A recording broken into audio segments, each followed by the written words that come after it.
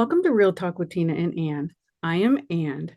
Karen, I am so moved to have you here, not just because of your book, Meant for More, Following Your Heart and Finding Your Passion, but the movement that you have built, the compassion that you live by, and the way that you turn personal pain into a nationwide purpose. Your philosophy of meeting people exactly where they are is something that I absolutely love. You didn't just dream of change, you created it one act of kindness at a time. It all began with a simple ham and cheese sandwich in New York City that just made me smile. A moment of connection with a woman named Millie who was experiencing homelessness. That moment sparked something far greater than you could have ever imagined. It became the beginning of Family Promise, a national organization that you created with one act of kindness. And now, 38 years later, continues to offer individuals and families with children the dignity of shelter, stability, and hope. Today, thanks to your vision, Family Promise is powered by over 200,000 volunteers nationwide and serves more than 180,000 men, women, and children each year. You have helped more than 1 million people. That is more than a mission, it is a national movement. Now, this is impressive. If you converted volunteers into employees, as you say in the book, you would have actually represented the 31st largest employer in the country, just behind Ford and in front of Disney and Costco. Family Promise has kept its promise and became the nation's leader in helping people who are unhoused. You have been able to provide shelter, transitional housing, affordable housing, and a host of other services and programs for families that we will talk about today. You also have a success rate of, I think it was like over 80 some percent. 81%. That's amazing. You personally were invited to the White House in 1992 and received the annual Points of Light Award for your use of volunteers to help solve a social problem. And what I Mhm. love most is that in your entire story, actually, but you are proof that it isn't just about homelessness or volunteering, it's about healing. And one of the messages that threads throughout your entire book is that when we help others, we don't just lift them, but we also are helping ourselves. And I think Mhm. that that's really important. You are a great example of turning pain into purpose. Thank you so much for being here. It is an honor to have you here. Well, thank you, Ann. It's my pleasure to be here. Yeah, I want to take a moment to talk about your childhood, and then we'll lead into your work with Family Promise.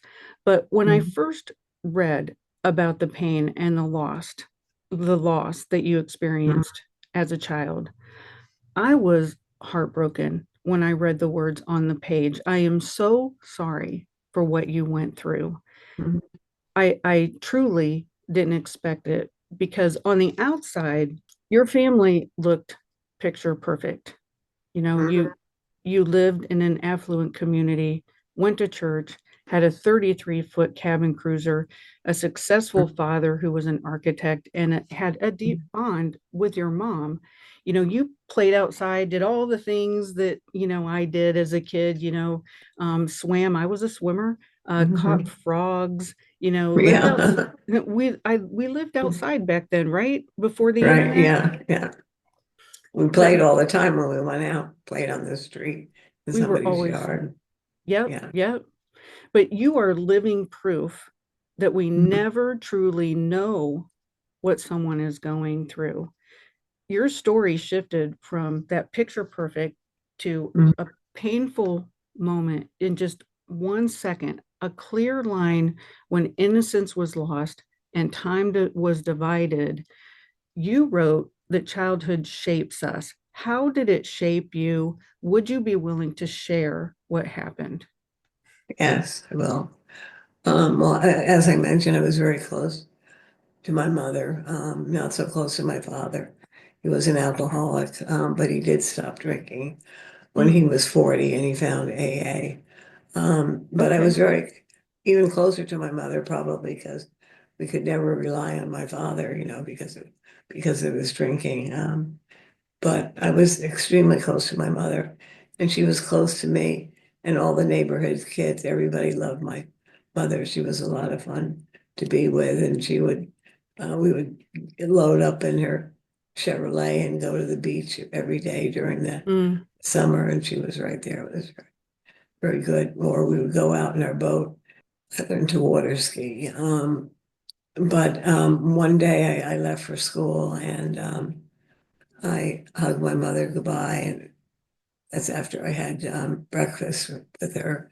She drank coffee. I sat at the table and had toast and juice, and then she said, goodbye to me and hugged me. And I usually, and she stays at the window and waves, but this time she continued to stay at the window. So I turned around as I crossed the street. She was still waving, so I waved. I walked a few steps into the neighbor's yard, turned around, and she was still waving, so I waved. I cut across the yard, about to climb over the stone wall, and I thought I saw her still waving. So that was very unusual behavior, but I didn't think anything of it. And then I got the bus to school, and when I got the bus to school, I had classes, and then lunch came, and I went to my homeroom because we had lunch in our homerooms, and a woman came in. I finished my sandwich, had an ice cream sandwich. A woman came in from the office and looked at Mr. Luce, that was a homeroom teacher, and then looked at me, and they whispered, and then Mr. Luce said, when after the secretary from the office left, Mr. Luce said, Karen, when you finish your lunch, go to the office. They need to see you. So I jumped up right away. I had finished my sandwich.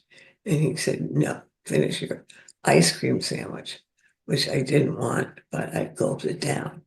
And then went to the office, and they said, your family wants you at home. And I said, okay. And the woman who was driving me was very, very nervous and made small talk. Um, and then I got home and my grandmother was there, and my grandmother was coming down the steps, and she should have been in Macy's book department where she works, but yet she was there. And she said, Mom had a nervous breakdown, but you can see her when she gets better. And I thought that made me feel like okay at that moment, because I heard other women had nervous breakdowns. I thought, well, maybe it's something that just happens to people. But then 2 days later, my father stood before me. I was on the sofa watching television. He just stood in front of me. He said, Mommy died. And I jumped up and I be pounding my fist against his chest. And, he then gave me a pill. He said, the doctor said to take this with Coca-Cola. So I did. And instantly it knocked me out. So that's how people dealt with grief at that time.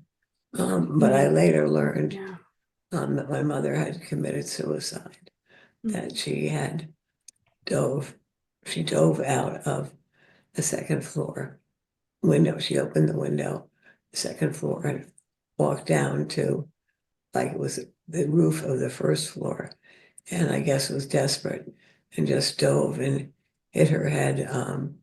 She was a very good diver, so I imagine she did a dive and hit her head, and it broke her neck.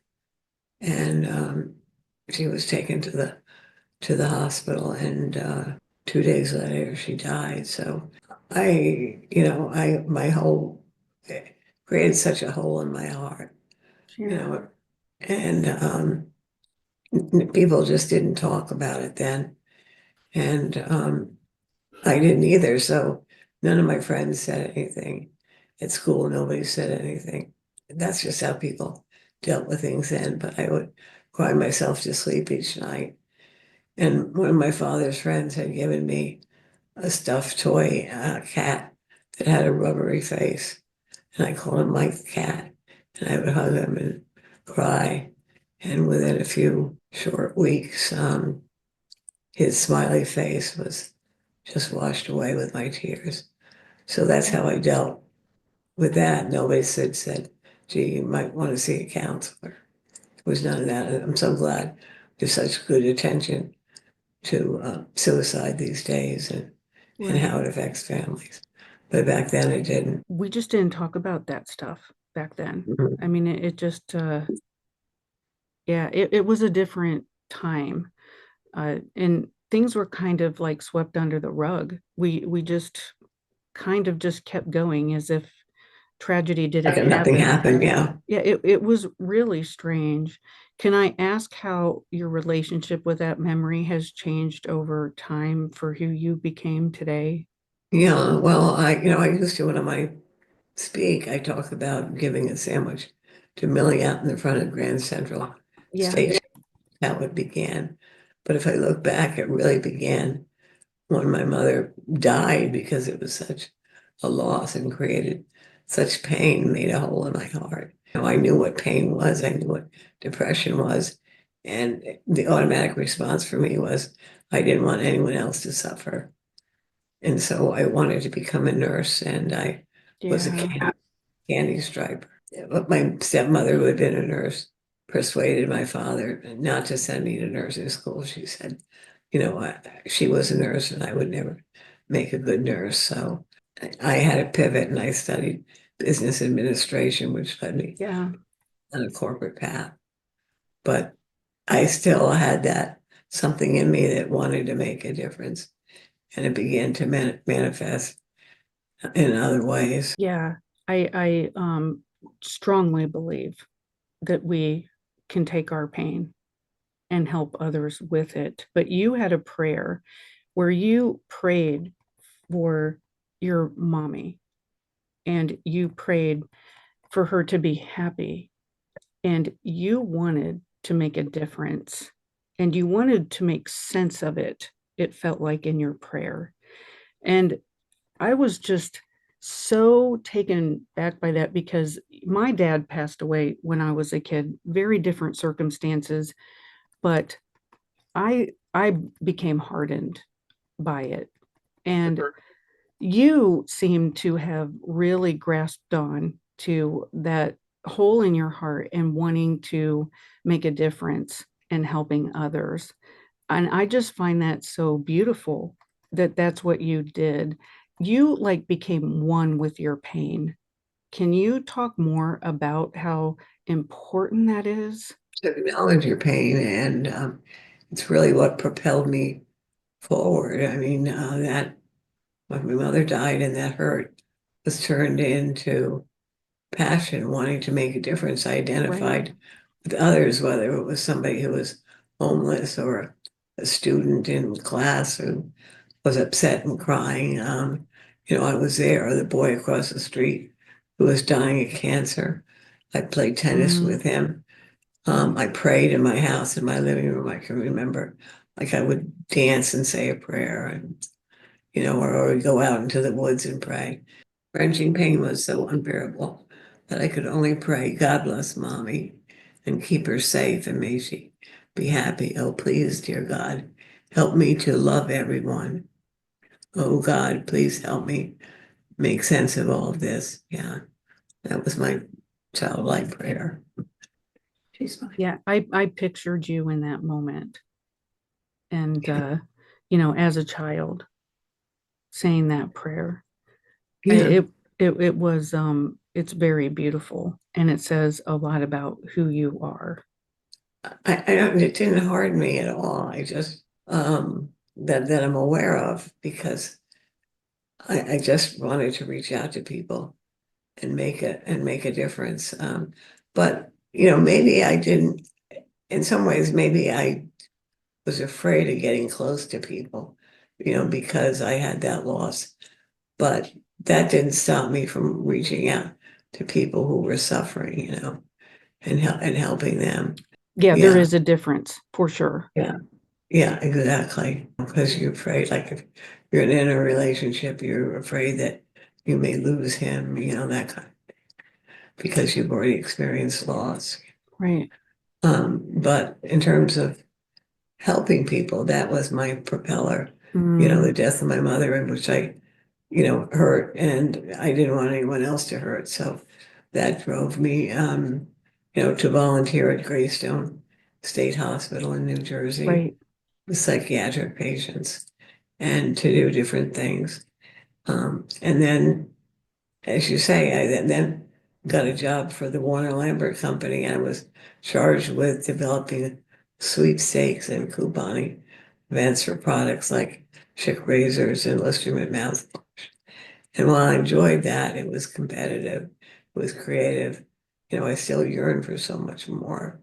And Hmm. then one day in November of 1981, I was about to pass a homeless woman who I had seen before. She sat on a crate and she always looked down sad. She was in her 70s. She was thin. And on impulse, I ran across the street into a deli and got her a ham and cheese sandwich and an orange juice. And when I came back and handed it to her, she said, "Thank you. God bless you. I haven't eaten since yesterday." And she took my hand in hers. And at that point, I felt like I crossed an invisible line as I held her hand because I was told, don't go near homeless people. But that led me to, then I told my two sons about Millie, and I said, let's go into New York, find more people like Millie's. So we did, and we ended up in Grand Central Station. And essentially anybody sitting on a bench, they weren't waiting for their bus. They were simply homeless, and that's where they stayed. And I got to know their stories of abandonment. Some had mental Mm, illness, some substance hmm. abuse, but I got to know them by name, and I got to know their stories.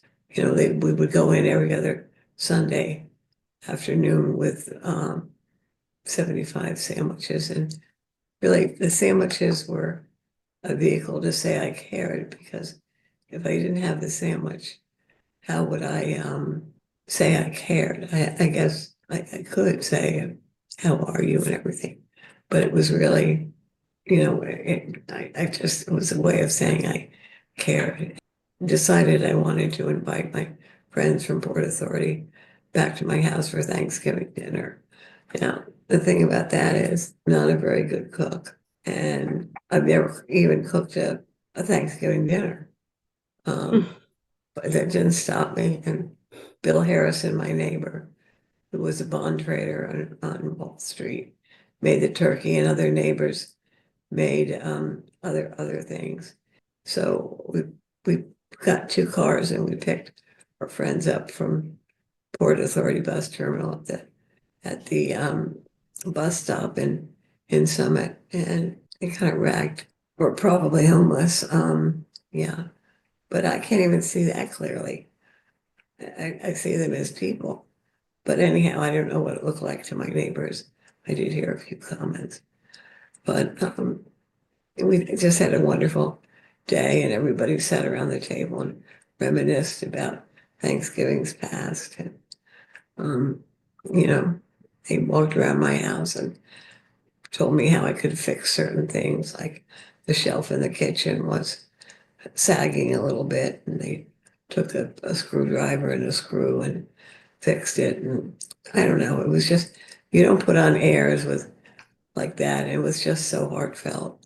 It meant a lot to me and my kids and my neighbors, and to our friends from Port Authority. And then from there, I wondered what was happening in my own county of Union. And I began volunteering at a soup kitchen and a shelter, and social service agencies. And that's where I met families who were homeless and living in their cars, but many were actually working, but couldn't afford housing. And these were kids too, mothers, Mm. fathers, and kids sleeping in their cars. And I thought, did the religious community know? Well, in Summit, you don't see homeless people. I've later learned there are, and we've helped them. I'm on a task force. But anyhow, I thought, does the religious community know? So I planned a conference on family homelessness, and Bob Hayes, the founder of the National Coalition for the Homeless, spoke. He was a Wall Street attorney and mounted a class action suit, died in the streets of New York when he established a right to shelter. But after the conference, and I said very little, I had a minister, a rabbi, and a priest facilitate the conference, in which 200 people attended. Well, the only thing I said at the end of the conference, if we stay together and work together, people like Wendy will have a home. Wendy was a woman who spoke, who was homeless with her daughter, and she lived in a suburban community, and she spoke to us. Um, and then after that, I didn't want it just to be such a nice conference where people would say, well, somebody should do something about this. So I asked how many of you would be willing to come back to another meeting and talk about how we might establish shelter in Union County and other means of support for families experiencing homelessness. And every hand went up. Several weeks later, I had the meeting at Christchurch in Summit with a bunch of folks. You know, Yeah. your life changed in a second, and a lot of the people that you have met through the years have had the exact same thing happen to them in different stories, and that Mhm. their lives were changed in one moment. And I was wondering if that fragile moment is where you meet the people that you have helped throughout the years. Yes, we'll identify with them. And that takes me right back to that fragile moment. And even though their situation is different than mine, they're still Mhm. hurting. And so identify with that. And I want to help in whatever way I can. And that's why I began, giving sandwiches. But then that led to so much more, to the conference, and then ultimately creating a program for families with children. Right. And then, as you say, that led to a national organization with close to 200 affiliates providing shelter, meals, prevention services, transitional housing, and so much more. Even programs for pets. Some of our affiliates allow. Oh, okay. Yeah, that started in Phoenix, where they're, because, they face the situation of, should we continue to live in our cars? So Daisy will continue to be part of our family, or should we give Daisy up and seek shelter? So, our affiliate in Phoenix saw that as a problem, and they created a pet program, and then other affiliates replicated. They say there's about a dozen that have some sort of pet program. So a lot of innovations come through out of this. People want to make a difference, and they bring their creativity. I guess my moment was giving the sandwich to Millie.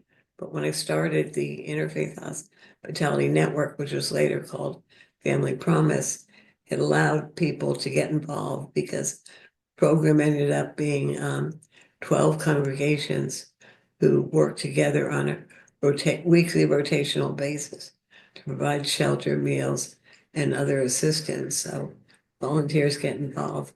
They bring their own children to volunteer. They prepare meals. They talk. They interact with families, and that's really, the secret sauce of Mhm. Family Mhm. Promise. Some Yeah. have changed now, and more have a static site, but they do their best to engage volunteers. That happened when COVID Oh, struck. got It it. changed a lot. Yeah, it changed a lot of things. I've always believed that every moment in our lives is a stepping stone and that nothing is wasted. When you started riding that train after your mom had passed away and you started visiting your grandma in New York City when she worked at Macy's, I believed that you were supposed to be there. That experience opened your eyes. You went, like we said earlier, from all that affluence to New York City, where everything was so different. New York has always held a special place in my heart too. Oh, uh-huh. I grew up in a place that was with no diversity, none. And Mhm. I've always been drawn to cities like New York because it's so rich in culture and humanity. And I want my kids to see the beauty in all kinds of people and backgrounds. And just last summer, when my son was 8, we walked past a man who was homeless outside of Saks, and my son said, he walks up to everybody who is homeless, and he makes sure that he has a conversation with them. Oh, wow. And yeah, and he said, "I'm going to get you something to eat," and he did that all by Yeah. himself. So I was so proud of him. How And beautiful. yeah, every time that we go back to New York, we look for him. But Uh, I thought about your Gaga, your grandma when you wanted to feed a homeless man in New York when you were young, and uh-huh. your grandma said no.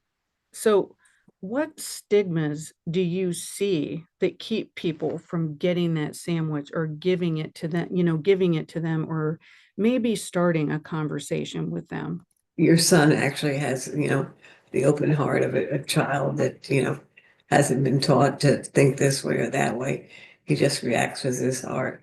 Mm, But the stigma for many people is they're afraid. They don't know if they want to do something, they're not sure what to do. But for many people, it's the stigma of, oh, they're mentally ill or they're alcoholics or, it's unsafe to go near them. So there's a big stigma there for involving people. I did end up having a number of my neighbors come in and join me when I would go in on Sunday to bring the sandwiches, and that was really wonderful. And some got even more involved, like this one man, Bob Nielsen. He had John, who was an alcoholic and homeless in Port Authority, back to his house for a shower and to stay overnight. And he ultimately got John into a veterans home in Long Island, which is very nice. But, Bob is certainly an exception. Most people are afraid, the mentally ill or substance abuse. But, I started to say in Summit, there were 25 people who were homeless in Summit, New Jersey, where I live, on the streets and everything. So we formed a task force on homelessness, and we were able to help 20 of the 25 find apartments. And it's life changing, just absolutely life changing, yeah. um, once they have their own place and their dignity back. But the other five have problems like mental illness and substance abuse, but we're trying to work with them. But I think it's just a stigma. People are afraid. But that's one of the reasons, too, when I decided I want to help in a bigger way. And I ultimately ended up leaving my job at Warner Lambert, that I focused on families because they were at the time the fastest growing segment of the homeless population, accounting for 35% of all those who were homeless. And I thought that is something that religious community could do. And that idea proved to be true because they weren't afraid to come back into their own church and prepare a meal or stay overnight or bring their kids to volunteer. I remember one woman who came with her 6-year-old daughter, and she said, "We're going to see the homeless. We're going to volunteer and see the homeless at church." So she went to church and she just started playing with the other kids, and then she walked out and they went to the car. She said, Mommy, when are we gonna see the homeless? She was she had a vision of what the homeless looked like, but it's just kids playing with kids. That's really beautiful. So the whole thing grew, and as I saw it was, replicable. And wherever I went to Ohio or Pennsylvania or the county, people wanted to do this. The two counties next to my county of Union came to me and said, how do we start this program?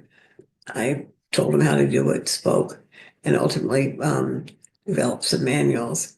But and it just spread. And why it spread is there's a need everywhere for shelter, support services, and care for homeless families. And I'd say a good half of them are working. Um, and there's also the need in the hearts of people to make a difference. Otherwise, we wouldn't have, 180,000 volunteers involved at any given time. Makes a difference in the lives of guests, but also volunteers. There's so many stories of how lives have been changed. And, even volunteers like Pace, who worked for San Diego National Labs as a scientist, and they were hosting a going away party for him. And all the people in his department stood up and gave a perfunctory speech, But then one woman raised her hand shyly, Alice, and asked if she could speak. And she said, what I remember Mr. Pace for is that I had a flat tire and it was a cold night and it was raining. And a car drove up behind me and stopped and got out, and it was Pace, and changed the tire. And she said, now I have a whole different view of him because he, he wasn't just a suit, he was somebody who really cared. And that encouraged Pace to get more involved. When Family Promise came to his church, he got involved as coordinator, was coordinator for 10 years, and had families back to his house. And at the end of all this, he said to me, Family Promise and the guests, he just said that it enabled him to have a more compassionate heart. One of the most powerful messages in your book is when you reflect on your mother's life and wonder how it might have been different if people had simply met her with kindness, understanding, and a space to express herself without judgment. I think that is probably, judgment, when we so often talk about what's going on in our lives, we just want to be met with an understanding heart, somebody that's looking at us to genuinely just listen without judgment. I've always believed that one of the greatest gifts that we can give another human being is the freedom to be fully themselves, real, raw, honest, without that fear of judgment. And clearly, that's the truth that Family Promise and that you have lived by. Even as a single mom, your purpose never wavered. And I love how you had mentioned it, but you did take your boys into New York. You let them experience all that life could be with compassion and courage instead of fear and that stigma. So that was so beautiful. That quote that you shared from Leo Biscaglia is one of my favorite. I just love him. Too often we underestimate the power of a touch, a smile, a kind word, a listening ear, the smallest act of caring, all of which have the potential to turn a life around. Absolutely. Could you talk about loving without judgment? It's not our job to judge. We're all part of God's family, and you meet people where they are, and you do what you can to help. You love them. You just don't, judge them. Like when I see people who may have a mental illness or a substance abuse problem, it's a problem in their brain, if they're mentally ill. So that's really not them. You go deeper, and they have a spirit, and so you just love them. You don't judge them. They have an illness. If I'm speaking to somebody who has pancreatic cancer, I don't judge them. No more should I judge someone who has a mental illness, which has to do with their brain or substance abuse. So I don't have a judgment. The only thing I care about is if somebody's hurting, I want to help. And I think a lot of people feel that way. That's why Family Promise has grown so large. But yeah, I just I don't think I judge. Yeah. I mean, that's really what we all want is Yeah. not to be judged and to be who we are without judgment. I can say with full confidence, anyone who reads your book will never look at someone who is unhoused the same way again. You Yeah. shine a light on the Uh-huh. many reasons that people can find themselves in that situation from, and you mentioned some, but like fire, death, health crisis, job loss, the loss of eyesight, trauma, Mhm. mental illness, substance abuse, domestic violence. And these are stories, not statistics, some of Mhm. which you share beautifully in your story. And I encourage everybody to read it because these are stories that are woven throughout your book. Mhm. I used to be, in one of my lives, a director of a battered women's shelter. Uh-uh. And the women and children who came in had nothing. And Mhm. they were not looking for handouts. They just needed a safe place to breathe, reset, and move forward. And I also worked at a group home for boys who had been abused. And when they age out of the system, that's it. You're 18 I and you're out came. a lot of times. And I did have one show up at my doorstep after he had aged out because he had no one. So, I just said, come on. And he slept on my couch until we Oh, figured it out. I mean, uh-huh. people honestly just find themselves in that situation and there's just nothing that you can do. And they're not looking for anything, and they want to give back. They want to help. And we're just offering them those, that, seeds of hope, I guess you could call it, Mhm. so that they can get planted somewhere and grow. So thank you for changing people's views. If they read your book, they will change their view on homelessness. Yes, I believe they will. Yeah.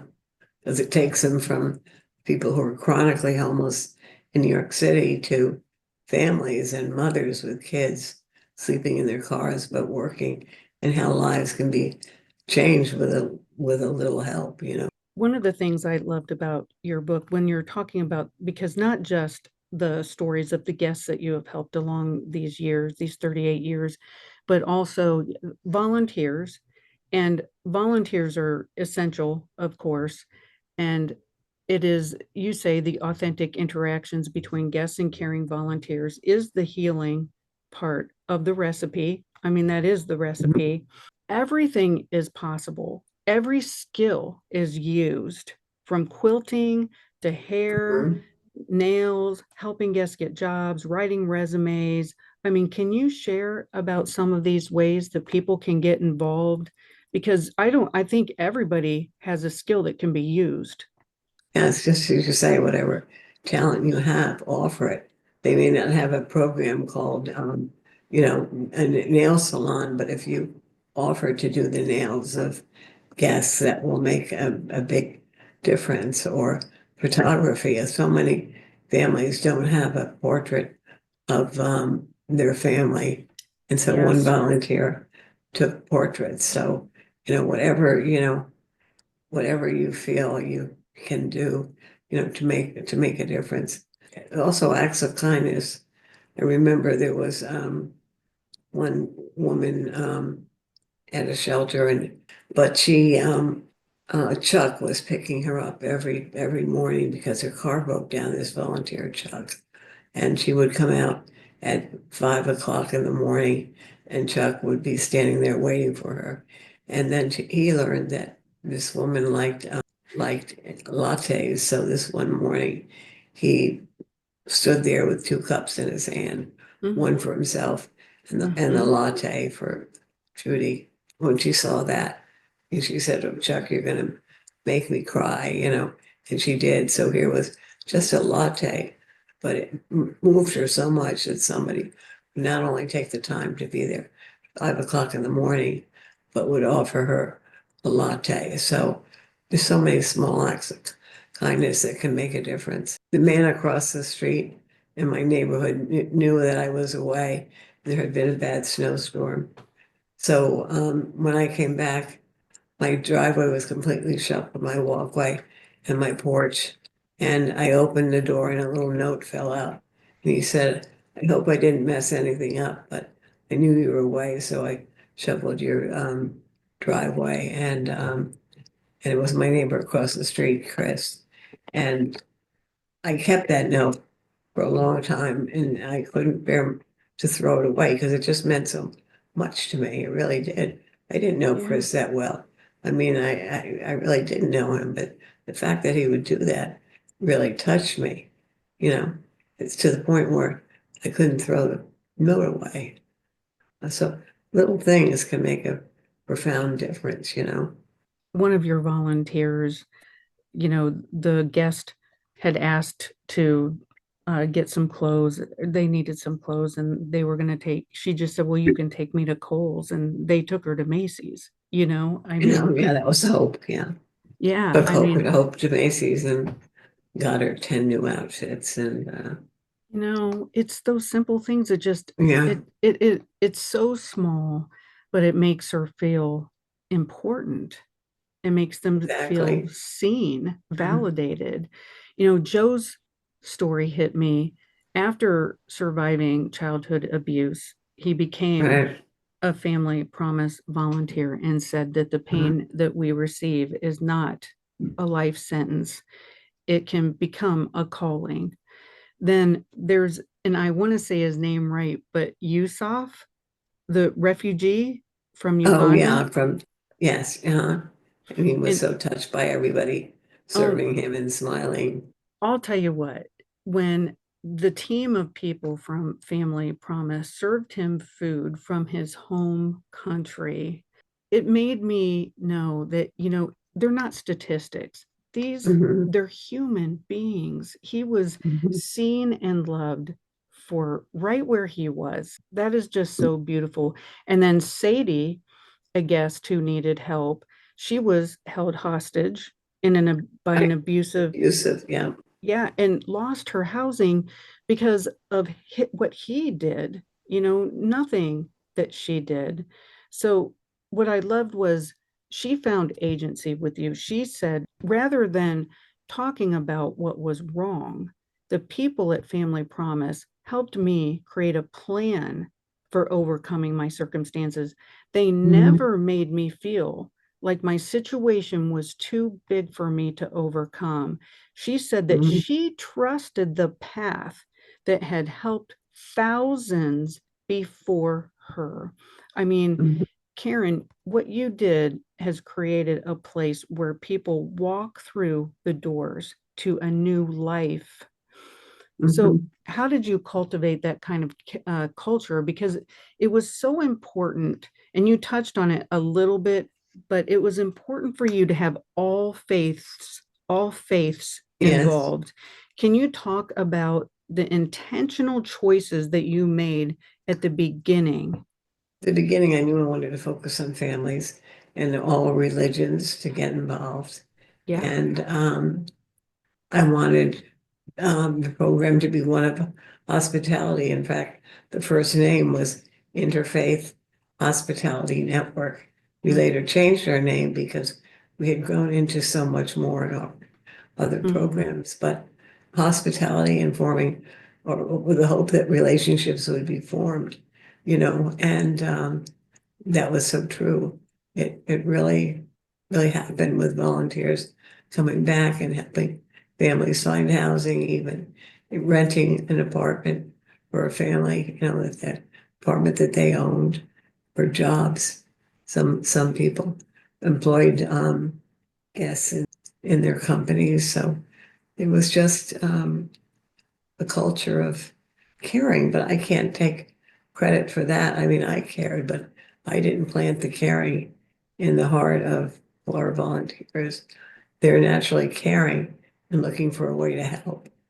And, the other thing is have needs all over this country, of for every 4 units of federal housing, only one family actually receives it, even though they are eligible. That's due to the lack of funding. Mm. So, there's a great crisis there. And some of our volunteers have gotten involved in public policy advocacy, speaking to their legislators and doing things locally. Right now, at this time, I don't see big changes I see changes in social programs, but not in a good way. So we're going to see more and more people who are experiencing homelessness. It's important to reach out, to call your local shelter, to visit with them, to see if you can volunteer, or your local soup kitchen, or just, give a sandwich to a man who's lying on cardboard on the subway grate, like your son did. If your son can do that, we all can do that. Yeah, yeah.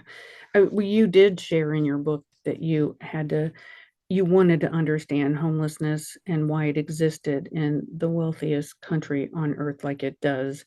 And it Mhm. is getting worse. I mean, after all these years of walking alongside individuals with family, and maybe you already answered this, I'm not sure, but I mean, have you discovered the answer why? Because you need government to create partnerships with the nonprofit sector. Nonprofits are doing a lot, and more nonprofits are being created all the time, but they alone cannot meet the need. You need policies like to give people food stamps, and we have some benefits or health care, but they don't. People who are poor don't have these supports, and all it takes is a loss of a job, your hours cut at work, or a divorce, or an illness, and you become homeless, and there's not the safety net there that will help you.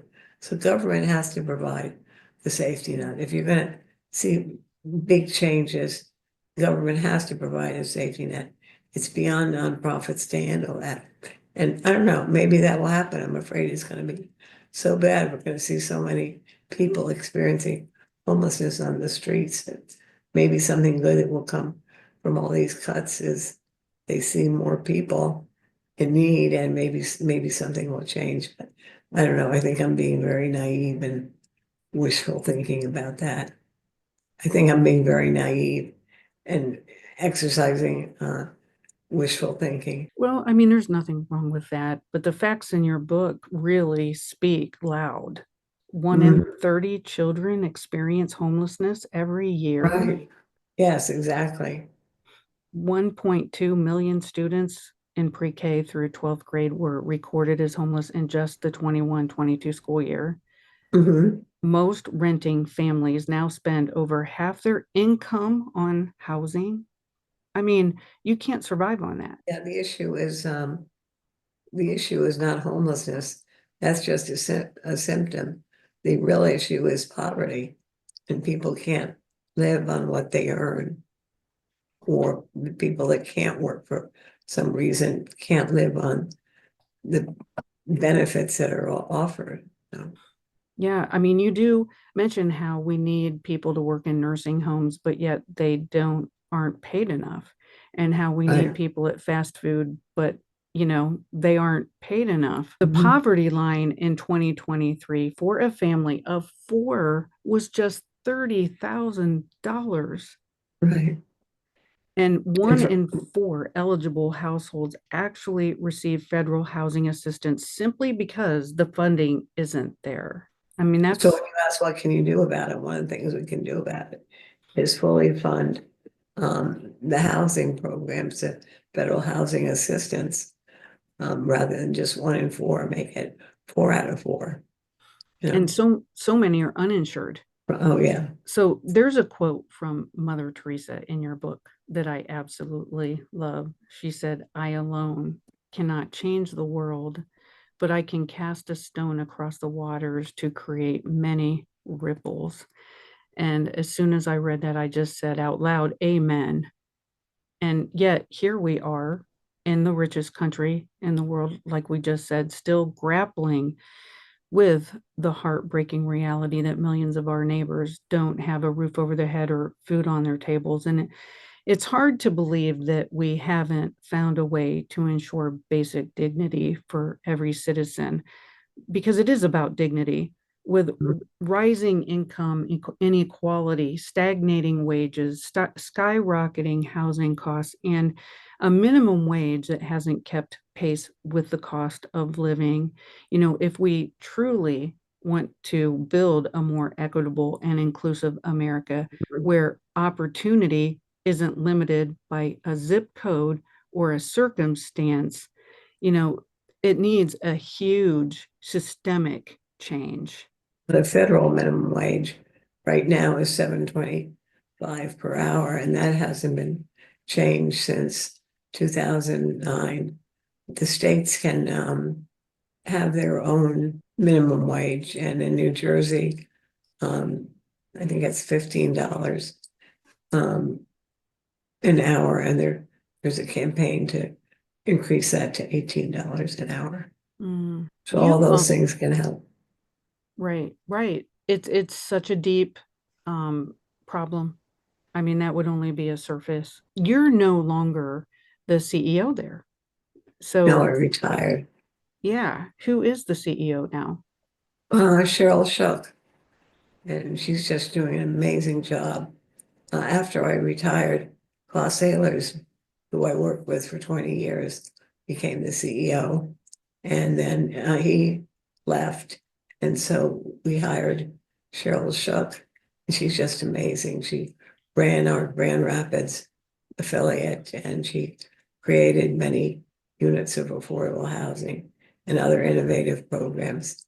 So she's just the right person and has done wonderful things to add prevention, intervention, sheltering, transitional housing to what they do to help families achieve sustainable independence. So yeah, I retired. How many states does Family Promise have? How many? We're in 44 states. 44. Yeah. Wow. You're in my state. You, in the back of your book, have all your affiliates listed. You have ways that people can get involved in, call people, Mhm. which I think is wonderful. I have to say that the ending of your book I never saw coming. I'm so sorry that after you retired that you ended up having an accident. So I just wanted to see how you were doing. Um, I'm doing much better now, but in 2019, February 12th, I was sitting by the pool of I had a small condo in Miami Beach. I was sitting by the pool, and I was about to have a cryotherapy appointment. Do you know what that is? I do. Yeah. So I had done that about 30 times. Can I have some water? I'd done that about 30 times. So I went to place where I would meet the attendant, and they said that she had only been there 4 weeks, but she was thoroughly trained. And I knew the trainer, and I had a lot of respect for her. So I thought, well, that's all right. But unfortunately, when I got in there, she made the temperature uh, so cold that I kept saying, I don't remember this, but I'm cold, I'm cold, I'm cold. And I fell out like a popsicle and hit my head because she opened the door, but she stood behind the door. So she couldn't help me out. When I hit my head, I didn't have any feeling from the neck down. And I called my two sons, and they came down immediately. And then I had surgery, the back of my neck. I have a spinal cord injury that is not a complete injury. It's an incomplete injury, which is a good thing to have because it means your spinal cord is not severed.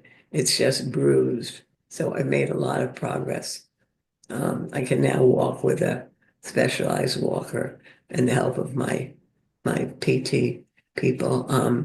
I go into New York on Thursdays and I walk with something called Wandercraft.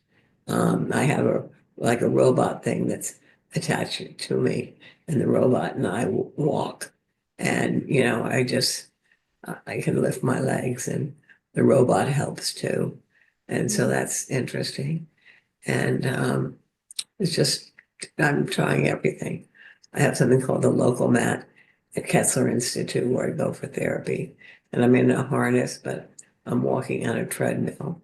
So even right now, as I'm talking to you, I'm moving my legs. So I made a lot of progress there. And I'm an artist, and unfortunately, my right arm and hand have very little movement. I really can't use my right hand, but I can use my left hand. So I have a gadget where I can put the paintbrush in this gadget and I can paint, not like I painted before, but I always painted.